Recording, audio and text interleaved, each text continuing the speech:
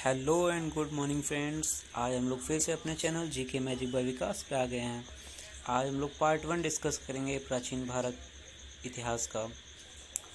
Video start करने से पहले आप सबसे रिक्वेस्ट है, प्लीज़ वीडियो को लाइक कीजिए, शेयर कीजिए और चैनल को सब्सक्राइब कीजिए। साथ में बेल आइकन का घंटा भी ज़रूर दबा दीजिए। तो हम लोग स्टार्ट करते हैं। भारत का इतिहास। भारत महाकाव्य तथा पुराणों में भारत को भारतवर्ष या भरत का देश कहा गया। यूनानियों ने इसे इंडिया कहा। इंडिया क्यों कहा? क्योंकि इंडस रिवर के किनारे पे था। मध्यकालीन मुस्लिम इतिहासकारों ने इसे हिंद या हिंदुस्तान कहा, क्योंकि ये सिंधु नदी के किनारे था।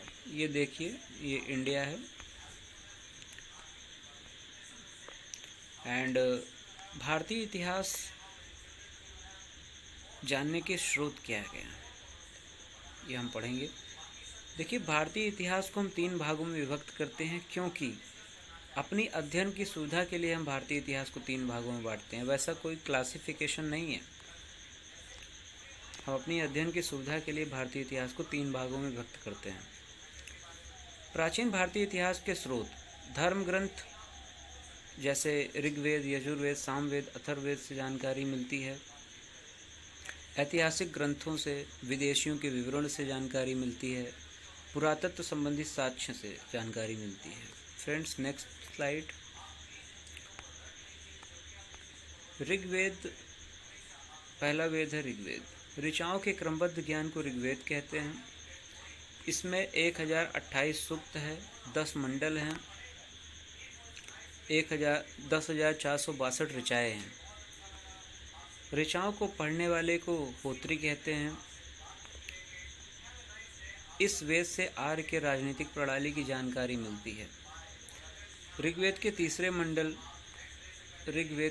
मंडल विश्वामित्र द्वारा लिखित है। सूर्य देवता सावित्री को समर्पित गायत्री मंत्र इसी 3rd मंडल ऑफ ऋग्वेद में लिखित है। 9th मंडल ऑफ ऋग्वेद देवता सोम का उल्लेख है। इसमें ऋग्वेद का 8वां मंडल में हस्तलिखित ऋचाओं का उल्लेख है, जिसको खेल कहा जाता है। ऋग्वेद के 10वें मंडल में चातुर्वर्ण समाज की कल्पना है। चातुर्वर्ण समाज की कल्पना मतलब फ्रेंड्स, ब्राह्मण, क्षत्रिय, शूद्र, वैश्य।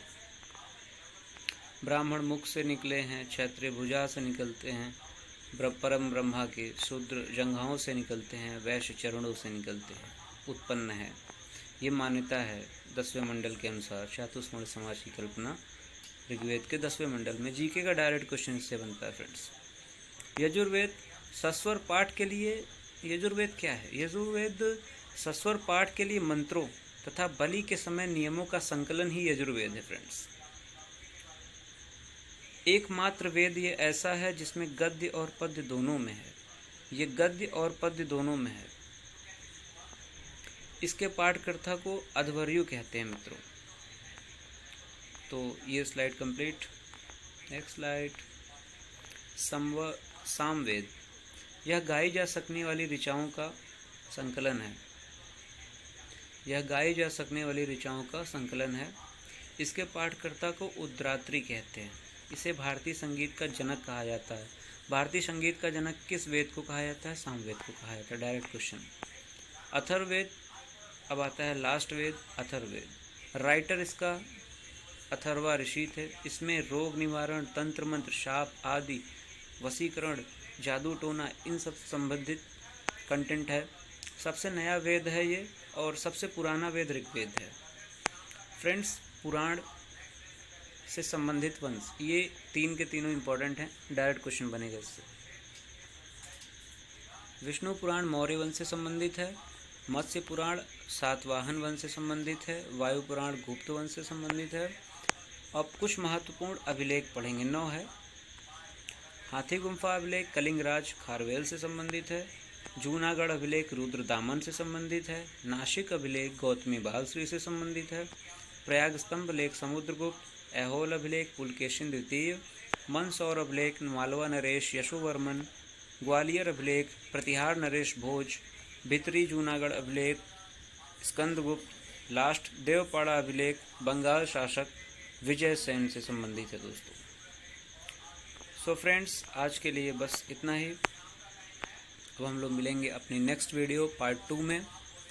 प्लीज़ वीडियो को लाइक कीजिए, शेयर कीजिए और चैनल को सब्सक्राइब कीजिए। धन्यवाद।